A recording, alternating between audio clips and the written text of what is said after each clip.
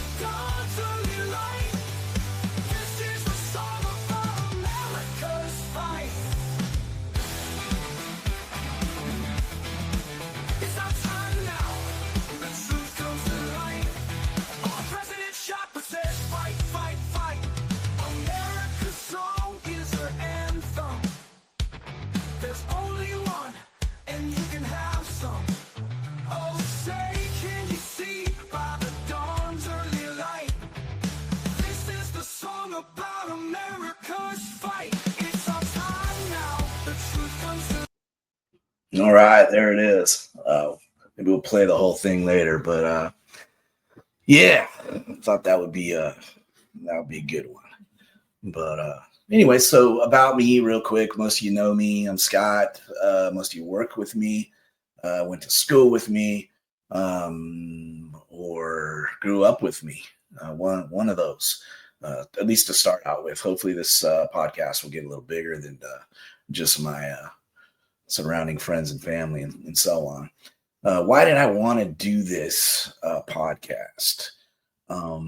Well, as you all know, I post a lot of political stuff. I love my country. I love the direction it's going in now that Trump, especially, is in office. I'm excited. The things that he's done so far, in conjunction with Elon Musk. I mean, it's just amazing. And tragic too. I mean, the crazy stuff they're finding, but it's what he promised to do. So that's what he's doing. Promises made, promises kept. Man, I love it. So the whole MAGA movement, what is that to me?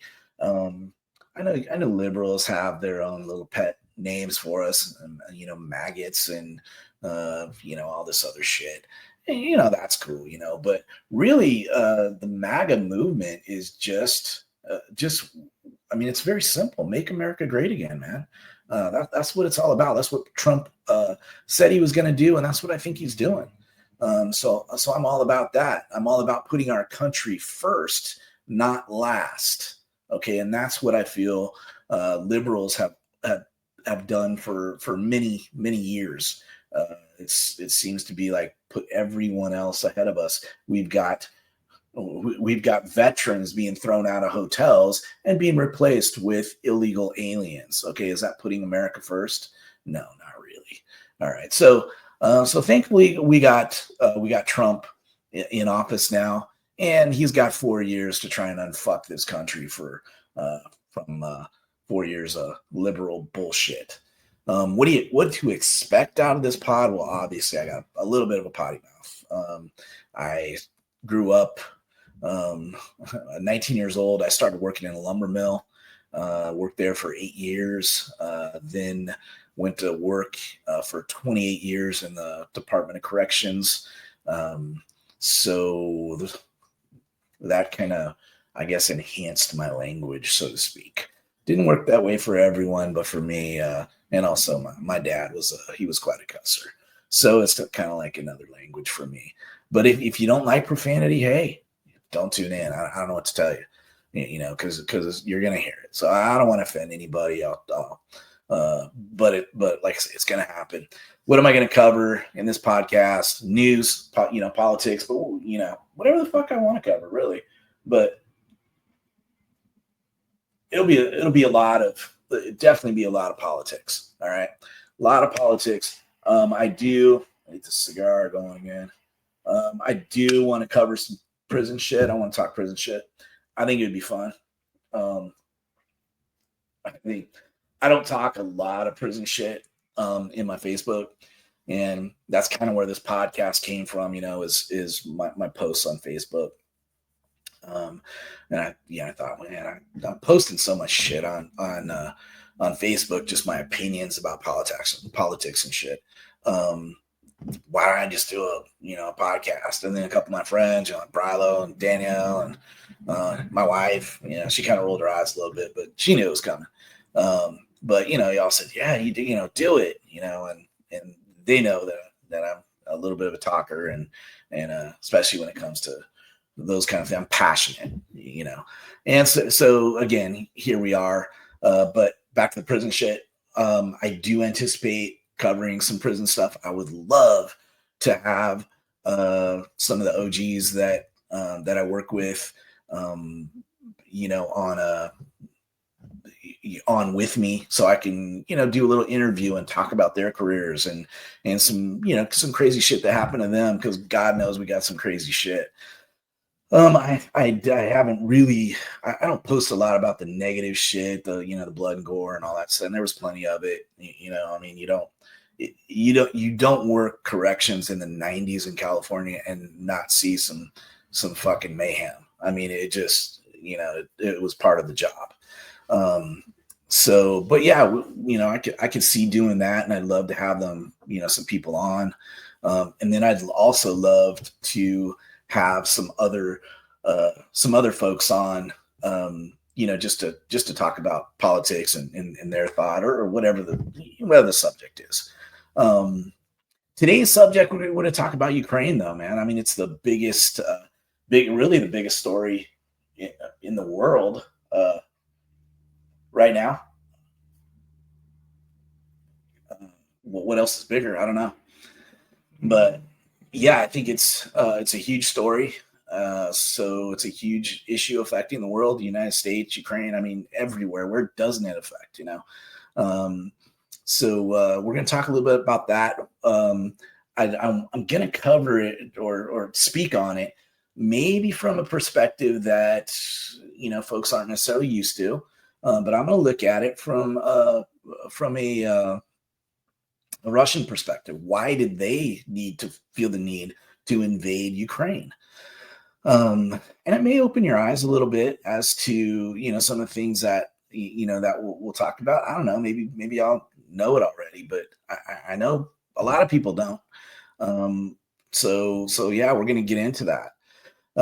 If you got one of those little cute little Ukrainian hearts, or a heart with the Ukrainian flag in it and all that bullshit, yeah, listen to the facts that I'm going to provide you. All right. And I know that in this, whatever time that we're going to be here today, I know there's more to it. But I think, from a kind of a mid-level perspective, I'm going to cover enough for you to at least have a little better informed opinion. And that's what I've always tried with liberals, and I've lost a couple of friends on Facebook because they are very liberal, and I've tried to confront them with facts. And I can certainly be abrasive, on Facebook for sure. But when I was dealing with my friends, I mean, it did get a little bit heated, but it was heated because they chose the subject to be a heated subject. I provided facts. I was like, think about this, think about that, or whatever. And then it, as it always does with liberals, it gets to name calling and whatever else. And next thing you know, I'm not on their friend list anymore. And oh shit, whatever. So anyways, let's get on with this Ukraine situation. And we'll start in 1991 when the Soviet Union broke apart. All right, they broke apart and a whole bunch of little countries were born, and Ukraine being one of them. All right. And one of the things that the Ukraine, or excuse me, that Russia told the European Union and the United States, and they said, "Listen, man, we're basically our country is obliterated now. It's all these other new countries. We don't want to see NATO, which is essentially their enemy. We don't want to see NATO moved 1 inch east. So they don't want to see NATO moving east toward their country. So we need that from you." And there were agreements made. I mean, there wasn't a formal written agreement, but hey, let's be fucking grown-ups, man. When you tell a country that, and understanding that situation, that we get it, NATO not 1 inch east. We understand that, and you're talking to a nuclear fucking superpower. Okay, so when they say it, it comes with a boot. All right.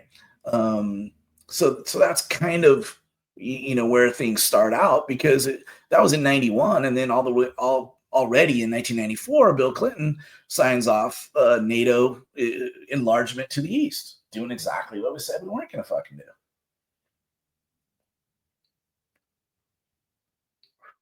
So the countries that were talked about at that time were Ukraine and Georgia. Didn't happen then, but those were the countries that they initially talked about, because it's not like an overnight thing. If you're a country and you want to get into NATO, there's a process and votes and blah blah blah and all that shit. So then in 99, by 1999, Hungary, Poland, and the Czech Republic had already joined NATO. All right.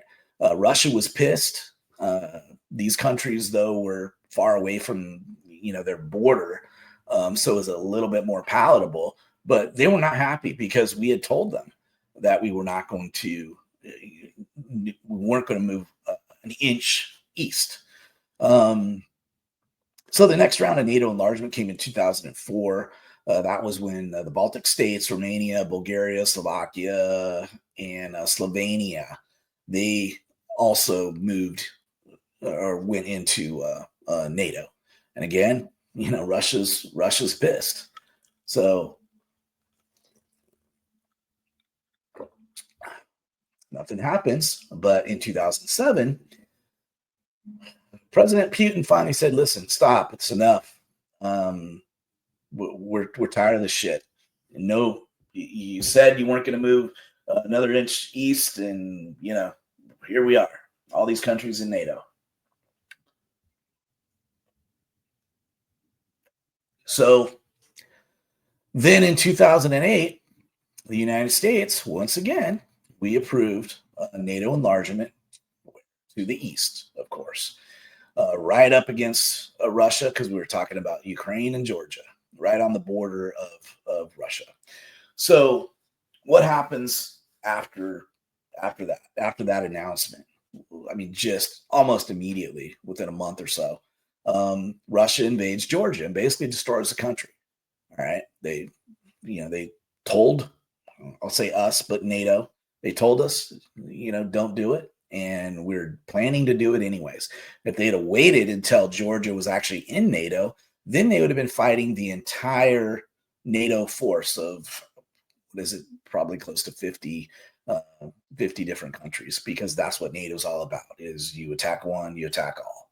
Okay, that's what they do not want. All right. Then in 2010, the United States decides it'd be a great idea to put missile systems in Poland and then Romania. Now, for the United States, this is a good idea. I mean, we view Russia as our enemy, so of course we want weapons pointed at Russia as close as we can be, because we can target better. All right, and Russia, of course, Russia gets that, and they're pissed again. There's an election that happens in 2010, and a guy named Yanukovych was elected. He was elected on a platform of neutrality, meaning, and let me back up. In Ukraine, he was elected. So he was elected on a platform of neutrality, but it ended up not really being that. He was more of considered a Russian puppet. The world kind of knew that, And so what does the United States do? They decided it'd be a great idea to overthrow Yanukovych. So we get into a regime change. There is a very significant phone call between the American American ambassador to Ukraine, where openly talks about regime change and Yanukovych, and it was probably the only evidence that was really needed to demonstrate that the United States was behind it. So we'll talk about portions of Ukraine now that that are important to to what's going on in Ukraine and Russia. There's areas called Donbass and Crimea.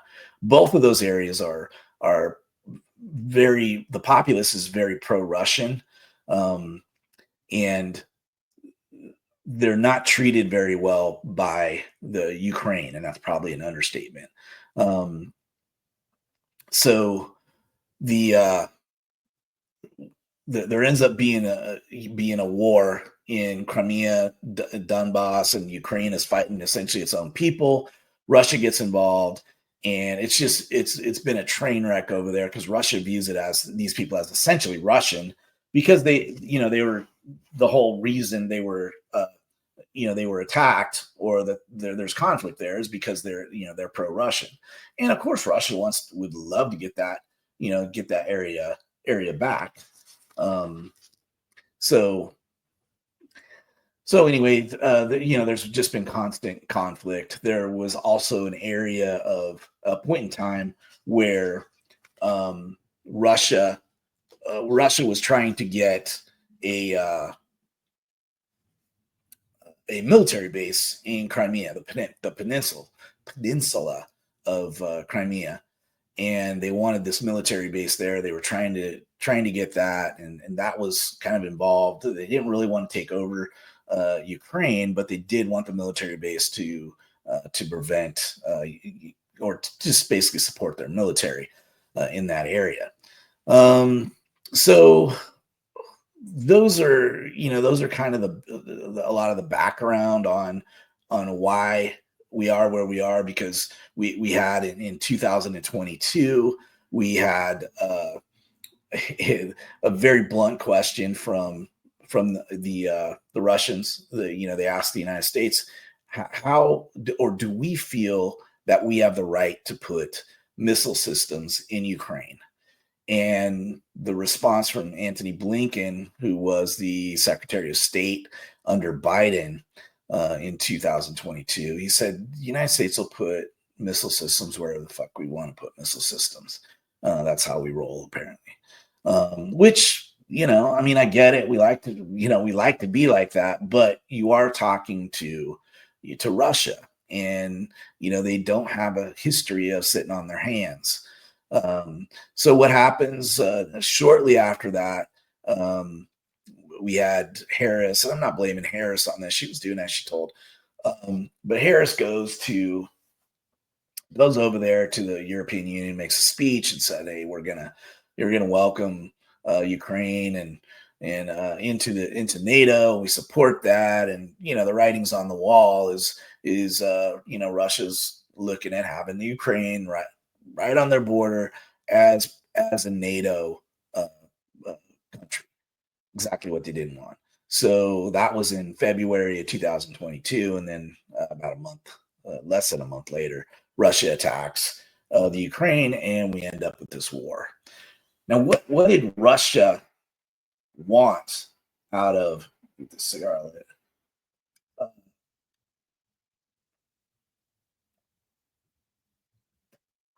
Good cigar. What did Russia want out of this war? They wanted, and I say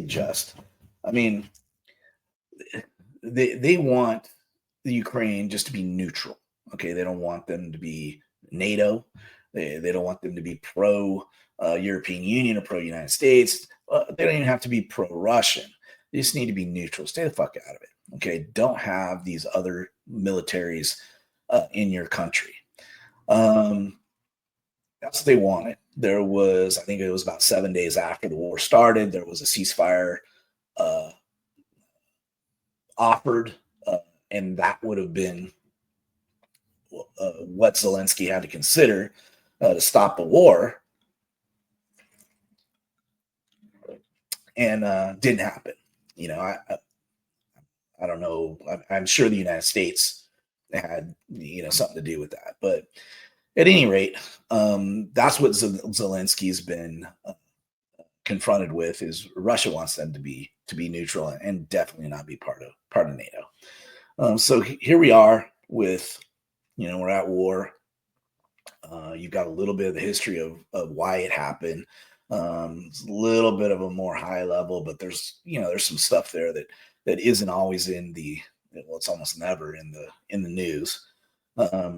Let's talk about the Cuban Missile Crisis a little bit, and how does that kind of a situation associate with or compare to this situation?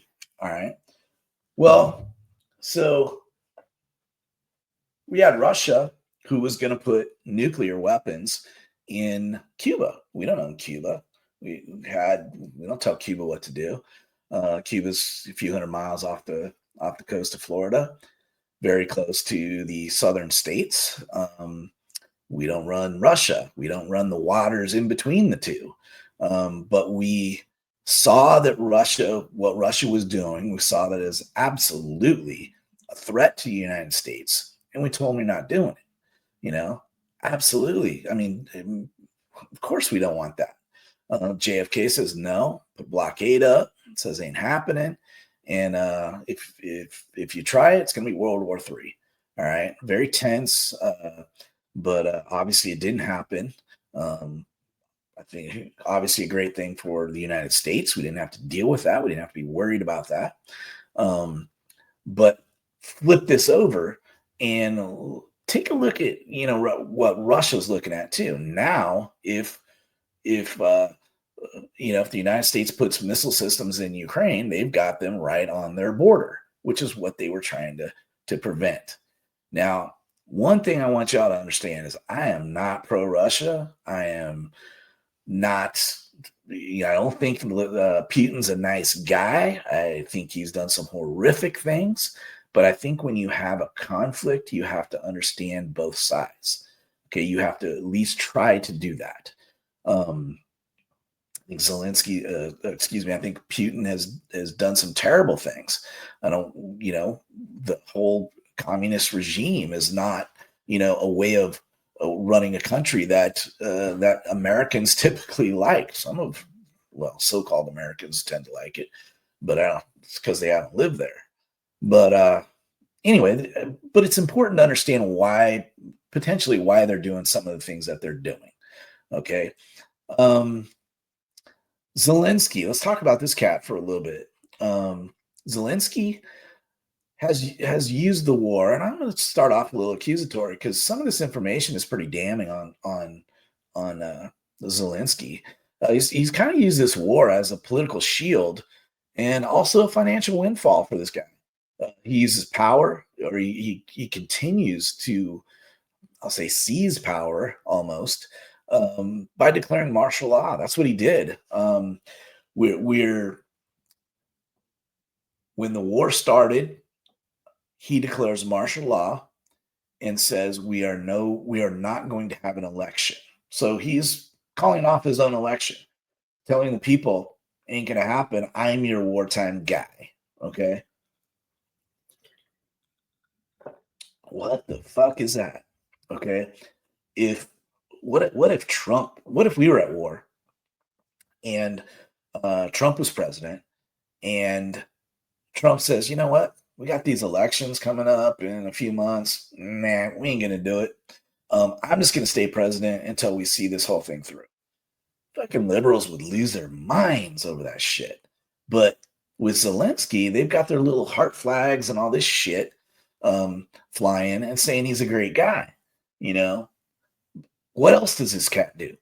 Martial law. Well, it also changes their ability to have the constitutional rights that they have in their country. They have a constitution just like we do. Freedom of speech is one of the things that they have. Not anymore. Freedom of press? Nope. No, thank you. He's changed that shit. People who speak out, they've been imprisoned. They've been threatened with investigation and corruption. When there's no corruption there, they just don't like what he's saying. All right. Zelensky has outlawed 11 different political parties in the Ukraine. Okay, 11.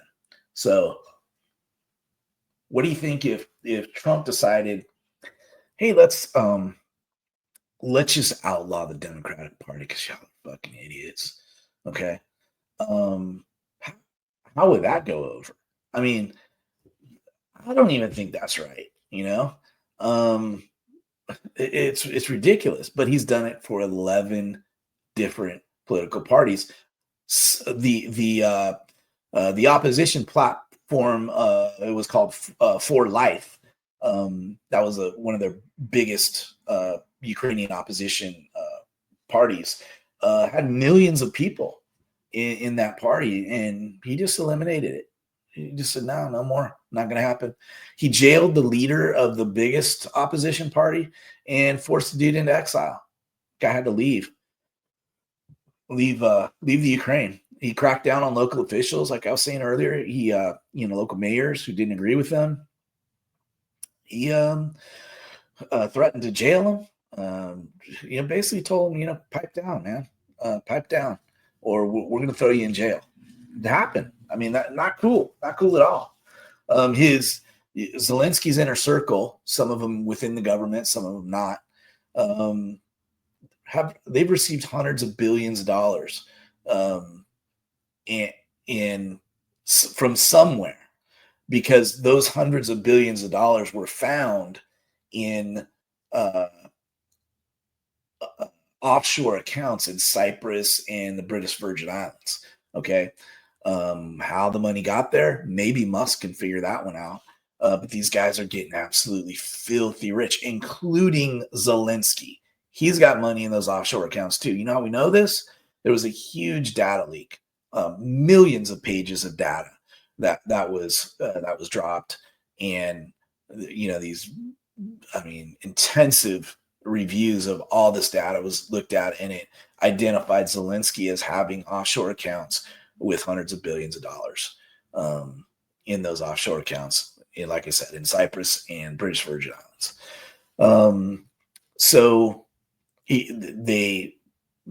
these accounts were structured to potentially hide the funds and avoid any scrutiny, but they were found. I mean, these documents pretty much nailed them. So that happened, and he's being scrutinized as well as his close associates. How does he get these hundreds of millions of dollars, and why, if it's all legal, why doesn't he talk about it? Why didn't he just say, hey, this is where I got it? I have a whatever company, or whatever. Just own up to how he made his money, because there's a lot of scrutiny over it. But he hasn't done that. He's avoided the topic. The government officials are seen with very lavish lifestyles, and America's looking at it like we've sent hundreds of billions of dollars over there, and now Zelensky's saying, "Oh, we only got about half of it, guys." Yeah. I mean, where did it go then? Why wasn't he concerned when he knows he's not getting it? Doesn't say a word about it. Just ask for more. And maybe that's why they won't rock the boat. Maybe it's in Joe Biden's name. I don't know. But I know from some of this U.S. aid bullshit that I'm betting there's going to be some liberals with some bank accounts over there too. I don't know, but there's some shady shit going on with U.S. aid. But who knows? I mean, I think there's some answers there that we need to have. So like I was saying about Zelensky, he's banned opposition parties. He got rid of 11 of them. The largest one was a pro-Russian party, got rid of it. Censored media. Okay. Another right that we have and they had.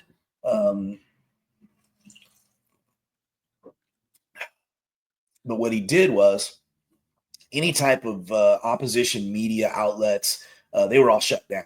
Any TV channels that were, that were not sharing the Zelensky approved message, they were all shut down. Now they have a state controlled media.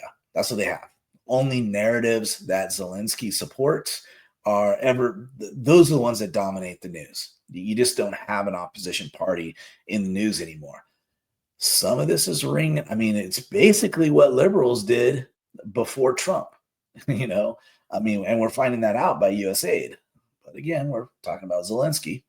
But yeah, completely controlled the media. Like I said, martial law, no elections, crackdown on religion. Once again, liberals, Zelensky. There's kind of some scenarios that we're seeing on both sides of those folks. Liberals and Zelensky both targeted Ukrainian, or our liberals didn't target Ukrainian, but target religions. But anyways, Zelensky targeted Ukrainian Orthodox Church. He actually seized churches. He suppressed the clergy who were opposing the Zelensky-approved, message. Now, these churches were known to be more Russian, more pro-Russian. But why should that be a problem? We've got freedom of religion, and we can support whoever the hell we want to. But again, not if you're in Ukraine, apparently.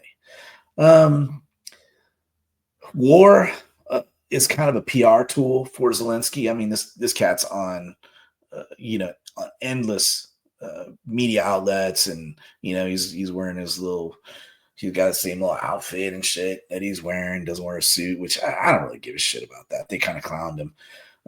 The other day he's meeting world leaders, and he's got this little outfit he's wearing.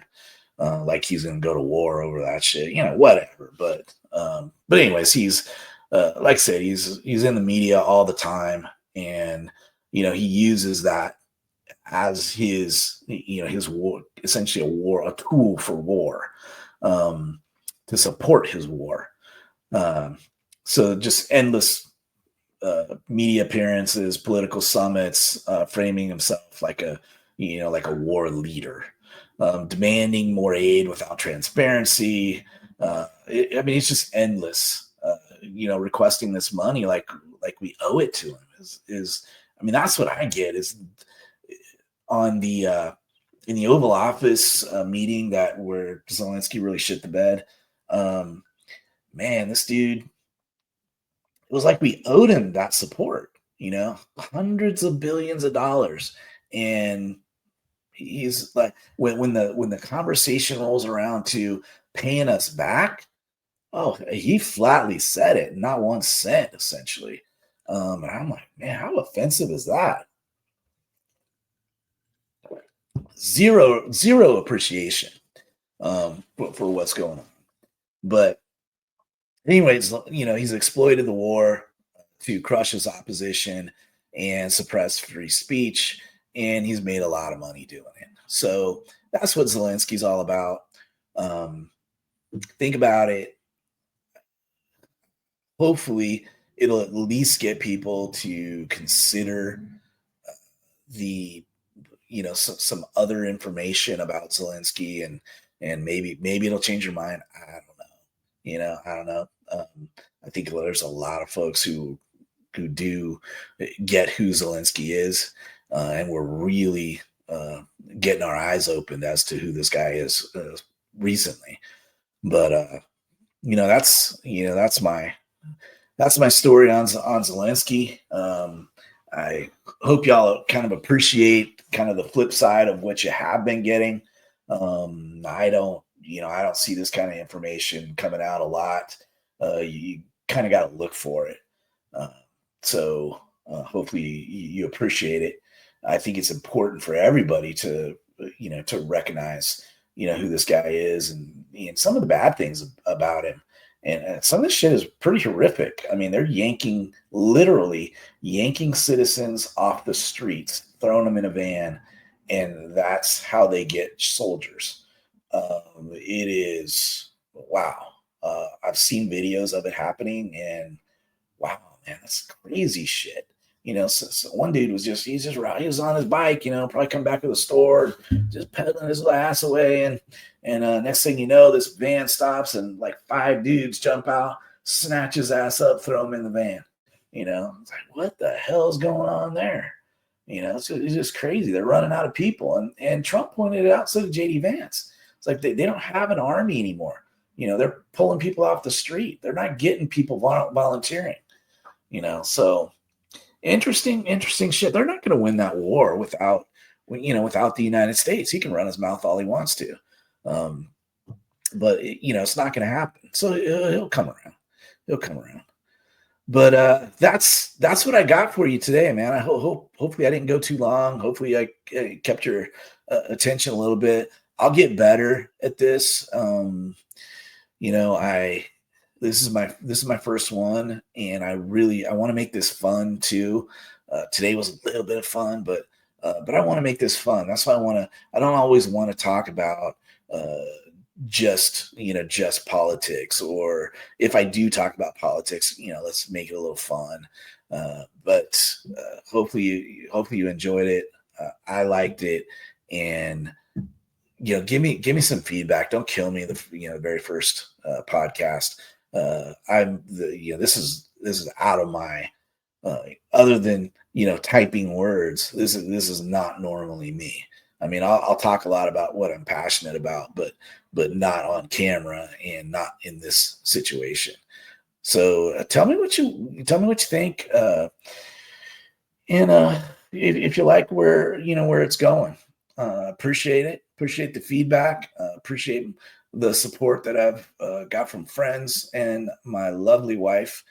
And she has given me this I call it my studio, but it's one of our bedrooms that I've taken over, and she's made that happen for me, and I really appreciate it.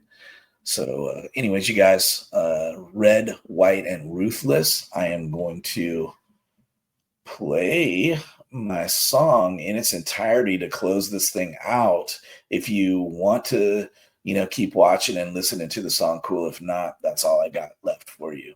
So peace out, brothers and sisters.